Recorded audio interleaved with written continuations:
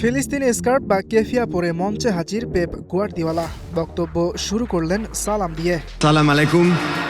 এরপর social media ও টেলিভিশনে দেখা ফিলিস্তিনের যুদ্ধবিধ্বস্ত শিশুদের কথা বলে আবেগাপ্লুত হয়ে পড়লেন ম্যানচেস্টার সিটি কোচ।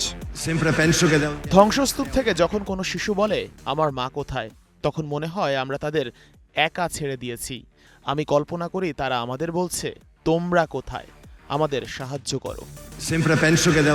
এ সময় বিশ্ব নেতাদের কাপুরুষ ও কুৎসিত কর্তৃপক্ষ বলে মন্তব্য করেন স্প্যানিশ এই কোচ। তিনি বলেন, নিরপরাধ তরুণদের দিয়ে অন্য নিরপরাধ মানুষকে হত্যা করা হচ্ছে। এটি শুধু ফিলিস্তিনের পক্ষে নয়, বরং মানবতার পক্ষে একটি বিবৃতি উল্লেখ করে সবাইকে এগিয়ে আসার আহ্বান জানান। এর আগেও নিপীড়িত মানুষের অধিকার নিয়ে সোচ্চার ছিলেন গুয়ার্দিওলা। 2018 সালে কারাবন্দী কাতালান নেতাদের সমর্থনে হলুদ রিবন পরে মাঠে নেমেছিলেন। এর জন্য 20,000 পাউন্ড জরিমানাও করা হয়েছিল তাকে।